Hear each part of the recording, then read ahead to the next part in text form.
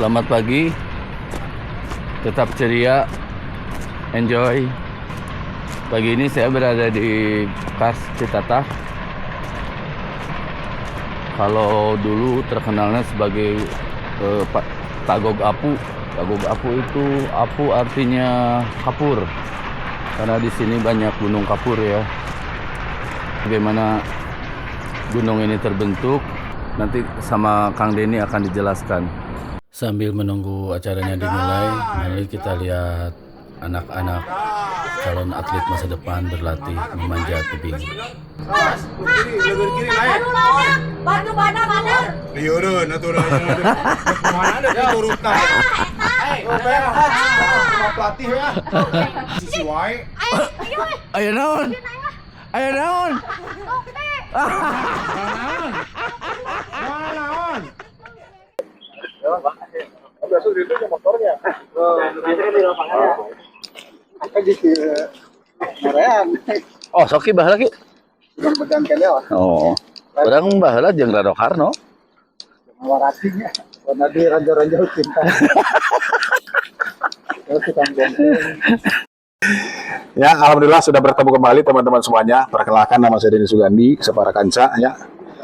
Jadi saya juga anggota PGWI, anggota juga APGI. Baik teman-teman semuanya, jadi inilah kegiatan Duet Maut. Jadi sebenarnya sudah digagas kurang lebih hampir 10 tahun ya, hampir. Jadi pengen ada satu kegiatan bareng-bareng. Alhamdulillah kita sudah ketemu dan kegiatan bareng-bareng. Jadi pengen ngegas itu jadi dari kami kan bisa membuat narasinya ngadongengna lah gitunya. Nah, kegiatan aktivitas teman-teman semua PGI, nah Duet Mautin lah gitu kurang lebih. Jadi mudah-mudahan kita ketemu di sini jadi sebagai dasar untuk melaksanakan kegiatan hari ini. Kenalan sekapnya, kenalan helanya. Ini di belakang saya ada Mang Odik, ya, Mang Odik. Nah, ini sebelah kanan ini Kang Zarin, ya. Terus kemudian Akamsi ada Mang Deden. Teman-teman pramuka ya, keprok tangan dulu teman-teman ya. Dua tapi maung. Dua tapi maung teman-teman ya. Teman-teman semuanya, jadi tugas saya saat ini adalah memberikan informasi kepada teman-teman semuanya berkaitan dengan apa yang terjadi di sini. Jadi menarik ya, lingkungan namanya lingkungan pengenapan batuan karbonat. Jadi ini batuan karbonat semua. Kemudian kalau misalnya mineralnya lebih banyak karbonatnya, hampir 90% sebenarnya adalah batu gamping. Jadi yang dipanjat setiap hari oleh teman-teman semuanya ini adalah batu gamping semuanya. Keras ya. Jadi matangnya kalau saya lihat teman-teman lagi manjat suka milih-milih nu hipu sebenarnya ya TSKB gitu ya. Sok milih kadi itu nu hipu TSKB nya. Karena tingkat kekerasannya berapa mau ini? Nomor 3. 7. Nomor 7 ya. Nah, baik teman-teman semuanya. Ini saya kembali ke peta dulu, barangnya terlihat ya. Ini adalah peta. Jadi ini arahnya dari arah timur. Ini arah baratnya, barat timur, ini utara, ini ke bawahnya adalah selatan. Gitu ya, kita bacanya. Kemudian di sini ada warna hijau, warna merah, dan warna biru. Jadi kalau dilihat di sini, kalau kita bicara tentang benang alam di sini, pasti berkaitan dengan jenis batuan ya, sebenarnya jenis batuan. Warna hijau, warna merah, dan warna biru, ini beda asal-usulnya. Nah ini yang merah, ya kita kenali dulu ya, yang warna merah ini, ya ada merah muda sama merah lebih tua di sini. Ini satuannya adalah satuan batu gamping dan satuannya yang punyanya adalah formasi Raja Mandala. Ini ya, Raja Mandala merah ini. Jadi teman-teman ini memanjat ini, yang kita panjat ini adalah formasinya Raja Mandala yang warna merah ini. Gitu ya teman-teman semuanya ya. Nah kemudian dikepung oleh warna hijau ini. Ada hijau di atas dan di bawah ya. Ini hijau beda lagi batuannya. Kalau disebut sini adalah formasi Raja Mandala, ada batu gamping, batu pasir, sama batu lempungnya. Kalau ini adalah batuannya batuan laut dalam. Ya, ini batu pasir dan batu lempung di sini. Ya, ini rombakannya di sini warna ini. Kalau ini adalah hasil dari kegiatan pengenapan. Jadi bayangkan saat ini kalau kita berdiri di sini, ya, ini berarti ini dulunya adalah laut dalam, ya. Kemudian ke arah selatan dan ke arah utara lebih dalam lagi. Jadi ini tinggian. Jadi kalau misalnya teman-teman jalan-jalan ke pantai, kan ada koral ya. Koral modern lah kalau sekarang. Di koral modern itu adalah pulau-pulau yang muncul di atas permukaan laut. Jadi kalau saya katakan ini batas laut tentunya itu seperti itu. Gitu ya kebayangnya ya teman-teman semuanya ya. Jadi sebuah pulau yang disusun oleh batuan karbonat dari hasil pengendapan hewan-hewan laut, terumbu karang dan segala. Karena di sini ada desakan, ada lempeng tektonik ya namanya Indo-Australia. Dia menyusup di bawah Jawa, kemudian mendorong dan seiring waktu, ya kalau didorong kan begitu ya, dia menyusup ke bawah. Kemudian kecepatan dari lempeng benua ini, Indo-Australia yang bergeser ya, dari selatan ke arah utara, ya menumbuk di bawah permukaannya Pulau Jawa atau Eurasia. Ini kecepatannya sekitar 7 cm per tahun. Perkara os ya, 7 cm sakia lah gitu ya, setahun itu gitu ya. Oh nggak geser deh, imam malah belah itu, tidak seperti itu barangkali ya. Nah akhirnya apa yang terjadi? Nah ini sering waktu akhirnya terjadi pengangkatan secara perlahan. Jadi endapkan, naik lagi, endapkan, naik lagi, endapkan. Makanya kenapa kita ketemu di batu gamping ini sangat tebal sekali. Jadi kalau dibaca dari ketebalannya, ini sebutnya dasar grafinya.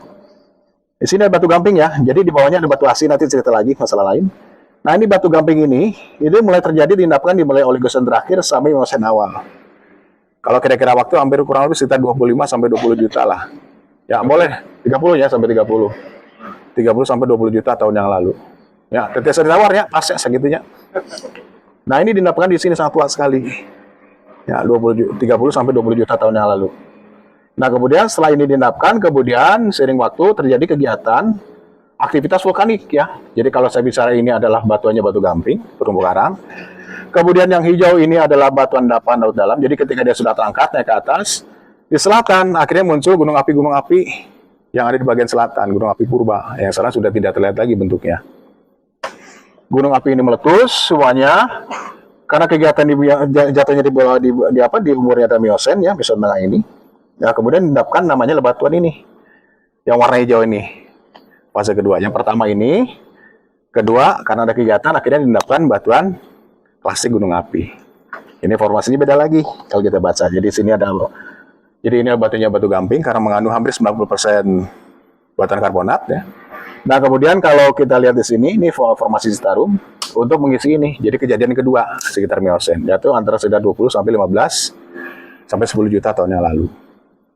Ya, ini formasinya namanya formasi Citarum. Mengisi ini. Jadi ini ketika muncul di atas permukaan diangkat oleh lempeng tadi, kemudian muncul. Kemudian setelah itu terjadi kegiatan gunung api di bagian selatan. Jadi teman-teman kalau berangkat ke Pangalengan, misalkan dari kemudian Ciwidey, kan lanjak aja. Lanjak memotong gunung api itu, gunung api selatan yang sudah padam sekarang, kemudian baru turun. Nah itu gunung api yang mempengaruhi ya si terumbu karang ini. Jadi terumbu karang terganggu. Ya tadinya itu karena terumbu karang harusnya adalah tumbuh di dalam kondisi laut tenang. Jadi pada saat di Oligocene akhir ini, bumi itu lagi kondisi tenang. Ya matahari bagus. Kemudian lautnya bukan laut dalam, lautnya laut dangkal semua. Ya kemudian dapatkanlah batuan gamping ini. Kemudian sekitar 20 ya, masuk ke 15 juta tahun lalu sampai 10 juta, aktif gunung api ini. Di antara ini produknya ini. Jadi kalau kita lihat, ada yang pernah jalan-jalan ke Sangyang Helet ya, atau Sangyang Kenit, itu yang batu yang berlapis-lapis. Ya, dari kue lapis sebenarnya, kue lapis berlapis. Jadi ini diendapkan di laut dalam. Jadi ini ketika sudah muncul permukaan, kemudian ditenggelamkan lagi, ya.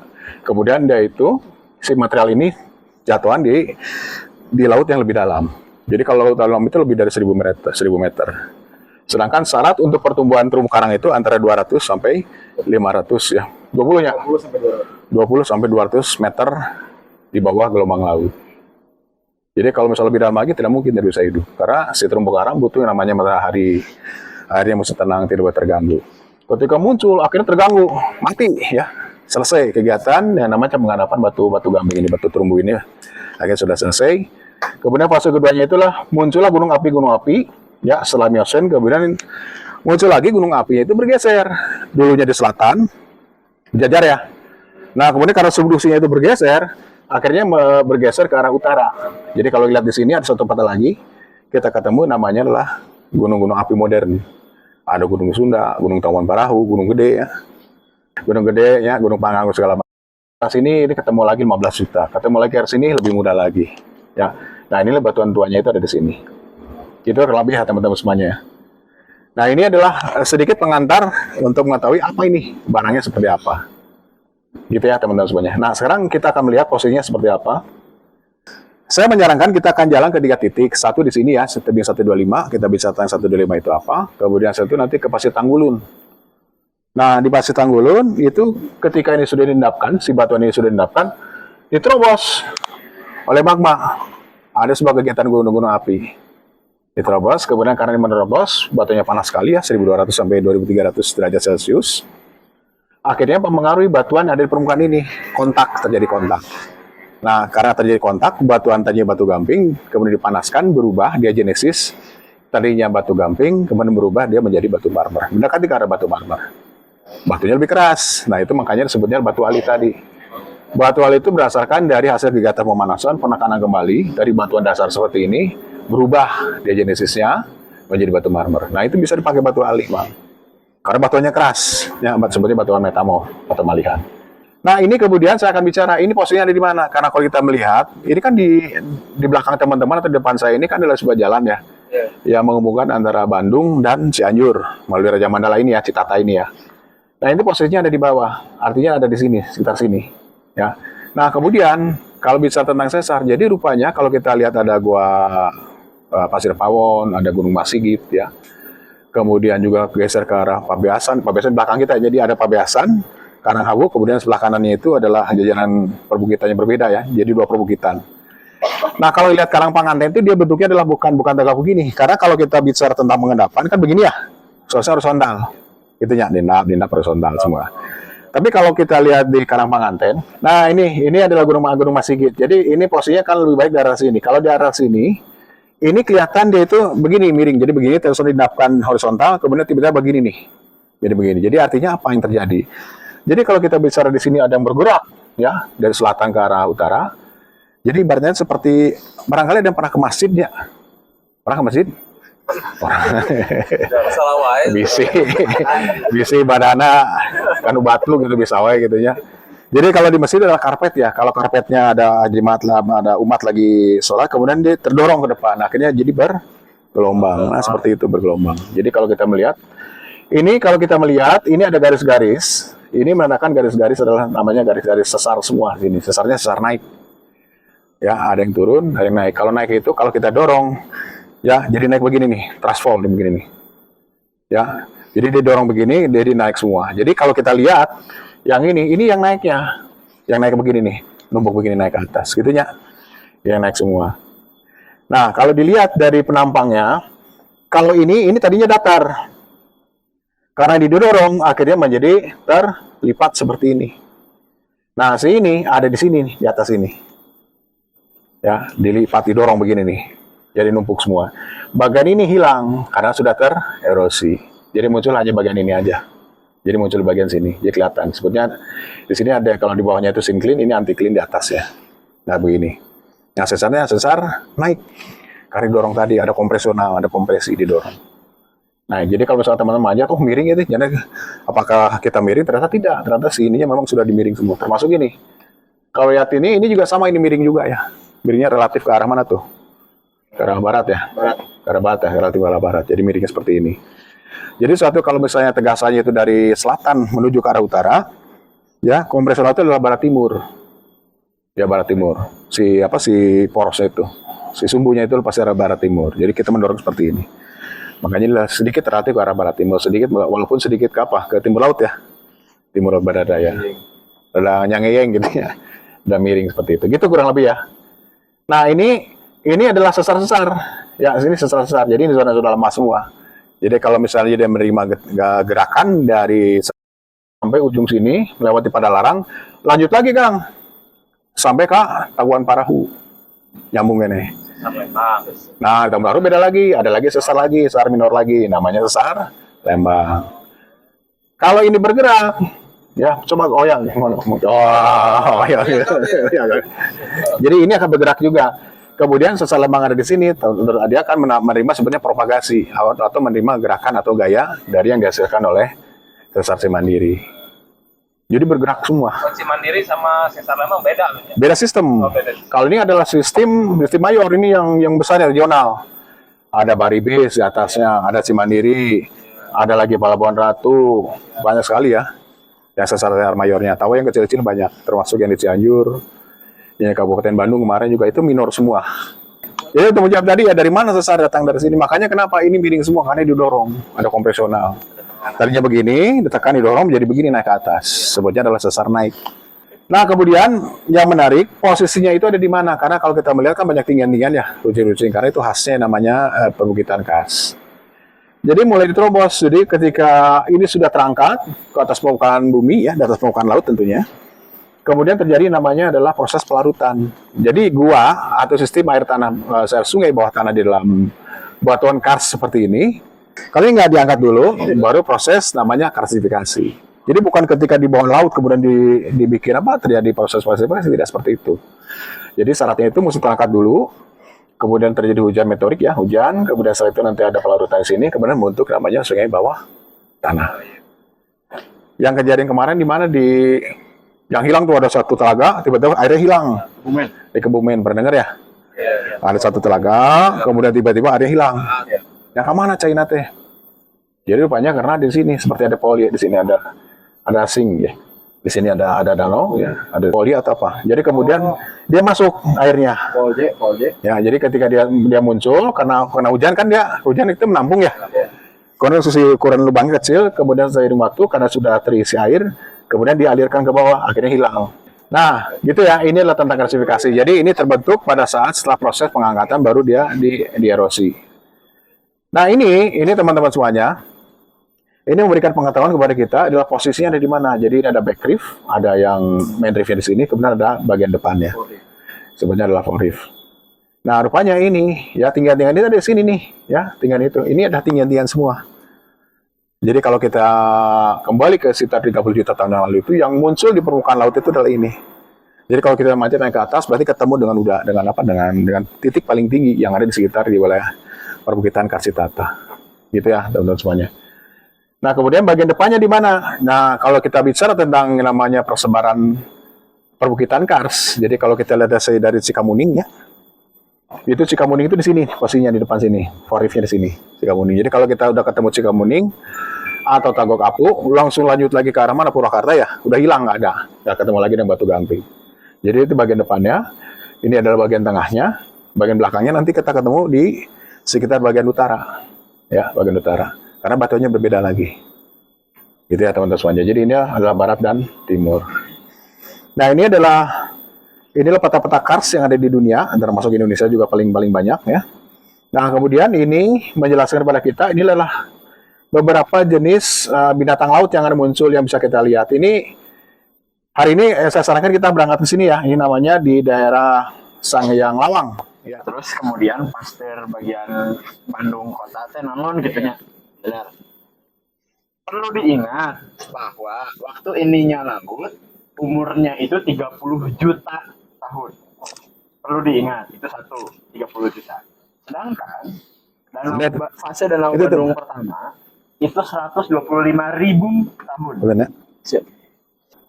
Jadi fasenya jauh lebih tua dibandingkan semua gunung yang mungkin masih kelihatan sekarang. Gunung Tangkuban Perahu fase pertamanya berarti Gunung Pasundan itu 500.000 tahun yang lalu. 500.000 tuh. Nah, kalau pertama kali muncul di Indonesia, Oh, batuan paling tua ya. Di Kalimantan atau Semenanjung Malaya. Ya, maksudnya dulu itu kan Kalimantan, Semenanjung Malaya dan Sumatera itu satu pulau besar, satu benua besar namanya Sundaland. Sulawesi adalah hasil percampuran. Sulawesi bagian utara, Manado, Gorontalo itu bawaan dari Filipina. Kalau yang bagian selatan sampai mungkin dari Makassar sampai ke Mamuju atau sampai ke Palu gitu ya. Itu bawaan dari Kalimantan. Kalau Kendari, Sulawesi Tenggara itu hasil campuran. Udah tabrakan dari Papua bawa masuk situ, dari utara masuk ke situ. Jadi makanya mau nyari emas di situ ada, nyari minyak di situ ada, nyari bauksit di situ ada, nyari jodoh ada. Duka itu Bang. Ya, jadi itu hasil percampuran di situ tuh. Berarti kan umur bumi ini berapa juta tahun nih? Umur bumi mah 4,5 miliar. Udah tua lah. Tapi ya batuan tertua yang selama ini pernah ditemukan sih ada dua, satu di Kalimantan, satu di Jambi. Batu tertua. Berarti kan otomatis dia yang paling pertama terbentuk. Mangga, Manggiri. Posisi lautan. Ya, posisinya udah lama dulu ya, posisi lautannya gitu. Iya. Itu satu. Yang kedua, Jadi mungkin pertanyaan agak sih nyeleneh. Kemarin saya dapat pertanyaan dari anak sekolah. Sok, mangga. Gimana caranya menentukan bahwa ini 1 juta tahun betul kabaya kalau misalnya mas nah lapisan ini itu kan pelanggan baik 1 juta saja lu sabar bingung dengan Iya benar. pengen seperti apa gitu. Iya. Itu pertanyaan sederhana di anak sekolah cuman bingung menjawabnya. Benar. Jadi sami-sami. Umur yang kedua, pertanyaan pertama tadi adalah pesisirnya di mana, ya kan, benar kan? Dulu itu, pada saat ini lautan, pesisirnya belum ada, nggak ada pesisir. Jadi ini tuh cuma gundukan di tengah laut aja, gundukan dangkal di tengah laut, kayak gosong lah, kayak gosong mungkin sekarang, kayak gosong. Kalau pada saat pembentukannya. Tapi seiring berjalannya waktu, ini adalah salah satu tempat pertama atau titik pertama yang kebuka ke permukaan. Jadi ya, yang pertama naik gitu. Gitu. Ini salah satu yang pertama. Tuh. Enggak semua batuan kapur. Contoh kecil mungkin Gunung Sewu. Gunung Sewu itu kan batuan kapur juga. Tapi umurnya jauh lebih muda dibanding ini. Lebih muda. Jawa itu. Ya Yogyakarta gitu. Yogyakarta. Sukabumi juga sama lebih muda. Gitu. Kalau di Panjate Karolot ini tuh salah satu batuan paling kolot yang ada di Jawa. Ini tuh salah satu. Pacitan itu kan masih satu jajaran sama Gunung Sewu sebenarnya. Jadi Pacitan, Gunung Sewu, terus kemudian Wonogiri, Pracimantoro. Jadi ceritanya itu begitu untuk pesisir. Yang kedua adalah umur. Cara menghitung umur. Umur itu ada dua. Di dalam keilmuan geologi itu umur itu ada dua. Ada umur relatif, ada umur absolut. Umur relatif itu kayak misalkan ini lebih tua dibanding ini lebih tua dibanding ini. Itu lihatnya benar kita dikatakan dilihat dari lapisannya. Misalkan lapisannya ada yang paling bawah, berarti ini lebih tua dibandingkan leluhurnya. Simpelnya gitu. Tapi kenapa bisa tahu 1 juta tahun? Itu dimasukin ke lab. Jadi dihitung ini sangat teknis sebenarnya. Dihitung waktu paruh dari radioaktif yang ada di batuan. Jadi setiap batuan itu pasti punya radioaktifnya. Cuman dengan kadar tertentu. Jadi ini sangat kimiawi dan sangat teknis. Jadi sebenarnya contoh dari karbon. Karbon itu punya isotop misalkan 16, ada isotop karbon 17, ada isotop 18. Nah, dihitung persentasenya. Dihitung persentasenya kira-kira sudah berapa banyak karbon yang berubah pada saat diendapkan dan pada saat dicongkel pada saat itu gitu. Kelemahannya CaCO3 alias kalsit itu larut sama air. Ya, CaCO3 alias kalsit itu larut dengan air. Salah satu kelemahannya. Makanya sering banget terbentuk lubang-lubang sinkhole, sering banget terbentuk goa-goa karena larut sama air. Ada air masuk yang ngalir set, ngagedean, rekahan mimintena sakieu ngagedean. Ya, ke bawah arus air. Ngagedean, terus kemudian pada saat rekahannya itu si air yang mengandung kalsit itu masuk ke dalam goa dan netes-netes. Jadi apa?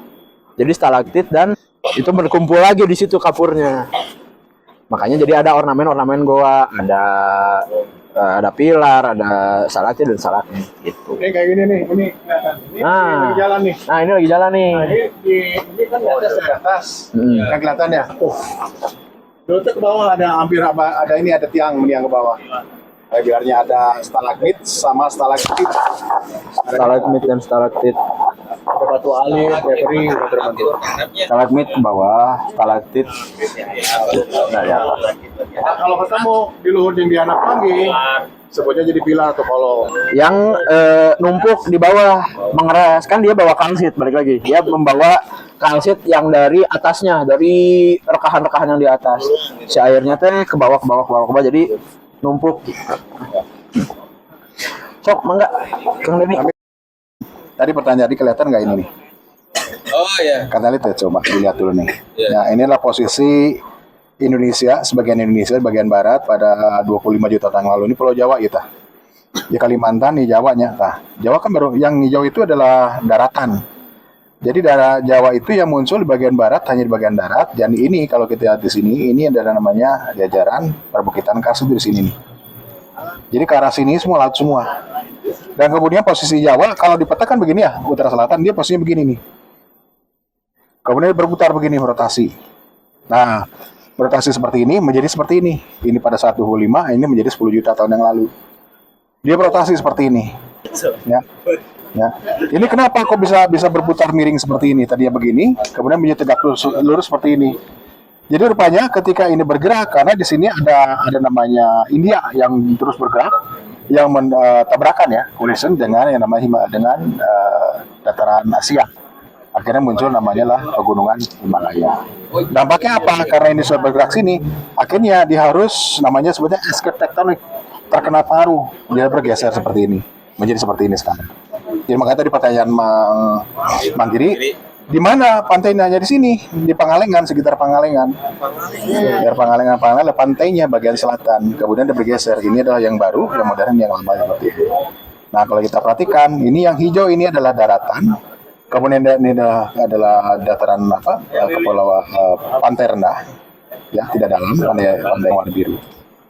Jawa baru sekian, 25 juta baru nongol sedikit. Berarti andanya ini terbentuknya gara-gara Himalaya salah satu. Karena ada Himalaya di sini datang, kemudian dia tadinya begini, dia akhirnya berotasi seperti ini. Ya berotasi, terpengaruh. Yang tadi itu daya karena ada magma bumi itu ya. Bukan, dosanya adalah karena di sini ada lempengnya India yang bergerak cepat. Geser. Ya bergerak. Kan menabrak yang menumpuk ya, tuburukan ya. Akhirnya karena tuburukan terbenua, akhirnya dia naik ke atas menjadi Himalaya, menjadi titik tertinggi di muka bumi, hampir 8.000. Ya sama. Nah kemudian kalau di Indonesia ada nggak? Ada di Papua di sini. Yang sebagian besarnya adalah ya Australia, batuannya gamping, kemudian menabrak di bagian sini di Asia sini. Akhirnya tumbukan, akhirnya naik ke atas juga sama, tapi dalam ukuran kecil. Jadi kalau Mangkasi naik Alor KD, memang batuan tua semua datangnya dari benuanya Australia. Si batu gamping ini, makanya ketemu binatang-binatang lama. Yang Kartens itu bukan? Kartens ya. Umurnya berapa? Hampir 200 juta tahun tuh. Ya. Ini kan mudah, ini kan kita tadi udah confirm 25. Tahun ditawarin ya 25 nya, 25 ya hampir 200 juta. Ketemu lagi Timor, ada lagi formasinya lah mau besi. Timor sendiri. Timor itu adalah bagian dari Australia. Kemudian dia bergerak naik ke utara, batuannya batuan Australia. Umur batuannya tua semua. Ada umur Jura, Perem, ya 200, 300, 360 juta tahun yang lalu ada di sini semua. Jadi Jawa itu lebih mudah, yang lebih tua ada di bagian timur, yang ada paparan Saul ini, dan sebagian yang ada di Sumatera, Kalimantan, Sumatera, gitu kurang lebih. Gitu ya teman-teman ya. Kalau Australia kenapa nggak ada jarang pegunungan kan? Karena beda, ini kan beda, setting geologinya berbeda. Kalau ini kan adalah benua tua. Kalau ini daerah tumbukan, jadi Indonesia itu pertemuan dari beberapa lempeng tektonik. Dari Australia datang ke sini, kemudian dari Rusia datang ke sini, dari Filipina datang ke sini. Jadi dari agamasi, jadi artinya pertemuan semua daratan-daratan yang ada akhirnya dikumpulkan di Indonesia. Jadi kalau bicara Indonesia, ini asal-usulnya berbeda. Ini dari sini masuk dari sini ya, datangnya dari Asia, ini datangnya dari Australia. Jadi kumpul semua. Jadi kalau bisa tentang Bhinneka Tunggal Ika itu pas lah. Selain manusianya termasuk dari batunya juga berbeda-beda. Malaya, Sumatera. Jadi kabeh dihijikan si ibu masuk. Nah, setelah itu datang 25 juta sampai 20 juta. Nah, ini ketebalannya, Mang. Jadi nanti Mamang kalau misalnya dalam kegiatan pemanjatan bisa dibawain ini sebutnya adalah stratigraphy. Ini ketebalan batuan. Jadi yang warna biru ini adalah formasi Raja Mandala di belakang ini ya. Batanuya ini belakang ini ya. Namanya adalah formasi Raja Mandala. Kemudian yang kedua, ini kan tua. Ini muda, tua ke muda ya. Kemudian masuk lagi namanya Citarum. Ini Citarum kalau kita jalan-jalan ke sedikit ke arah utara atau selatan, berlapis emang, misalnya lihat, nah ini batuannya lebih mudah. Ini dulu. Tebalnya sih. Jadi kalau misalnya kurang banyak, berapa emang tebalnya ini? 500 meter kurang lebih. Ketebalan ini, tebal batu gampingnya ini. Formasi Citarum lebih tebal lagi, sampai 1.200 sampai 1.500 meter ketebalannya. Tapi dia pastinya rebah. Ketemu lagi dengan yang ini adalah Saguling, ke arah sana, ke arah utara lagi Saguling. Inilah batuan gunung api. Ini gunung apinya Tangkuban Parahu, gunung api Muda, dan terakhir adalah endapan aluvial di bawah sini. 20. Jadi kalau situ Ciburu itu endapan aluvial semua. Gitu ya. Jadi ketemu ini namanya stratigrafi yang menjelaskan tentang proses pengendapan batuan. Jadi kalau Mamang manjat tadi di sini, tidak mungkin di sini karena di sini tidak ketemu. Itu kurang lebih. Namanya stratigrafi. Nah sekarang inilah ini Pelabuhan Ratu, ini Pelabuhan Ratu Mang ya. Nah Pelabuhan Ratu di sini ada muara namanya Muara Cimandiri. Jadi kalau dari sini Cimandiri terus bergerak ke arah sini, nah ini ketemu. Nah inilah perbukitan Karsnya Raja Mandala ini, Mang. Kars Raja Mandala. Ya, Kars Raja Mandala ini. Ini Gunung Tangkuban Parahu, Gunung Sunda Tangkuban Parahu. Nah, ini di sini. Jadi kelihatan kan garis ini kan. Jadi untuk melihat yang namanya sesar itu, satu dari topografi ekspresi yang terlihat di morfologi, di mana topografinya kelihatan. Kalau misalnya ada kelurusan seperti ini dan termasuk kelurusan sungai, kalau ada pola pengaliran sungai yang tegak lurus, itu menandakan bahwa seperti ini ya. Ini dia mengikuti dari jalur-jalurnya yang disediakan oleh rekan ini, bidang lemah ini. Jadi ini adalah sesar yang memanjang dari mulai Pelabuhan Ratu ketemu sampai pada Larang. Maju lagi sampai sini, Bang, sampai ketemu dengan Gunung Sunda Tangkuban Parahu. Di sini ketemu lagi dengan sesar minor, sesar kecil, namanya adalah sesar Lembang. Ada juga menafsirkan ada lagi ini sesar lagi di sini, Bang, sesar lagi. Ada sesar lagi yang memotong ke arah sini, ada sesar lagi yang memotong ke arah sana. Garsela, Sumedang, gitu kan di sini semua. Coba sesar teh. Jadi kalau di Bandung kita bicara apakah Bandung ada sesar, ada, Mang, ini. Sesar Lembang, sesarnya ini Baleendah Ciparai, sesar. Tapi yang paling panjang Cimandiri berarti. Nah, ini paling panjang Cimandiri. Sakieu tuh panjang namang tuh. Dibalikin seberapa itu? Jadi artinya kalau kita manjat di sini bisa cerita banyak, dadanya bukan hanya tentang batuannya saja, Mang, tapi dengan proses geologinya juga. Ternyata di sini adalah jalur gempa. Ayo orang foto bareng lah heula. Ayo. Ayo, Mang. Ayo. Bagian motoran. Sana, Pak. Bagi foto pesadayana. 1, 2, 3. Yuk. Oke. Ya. Bisa bubar.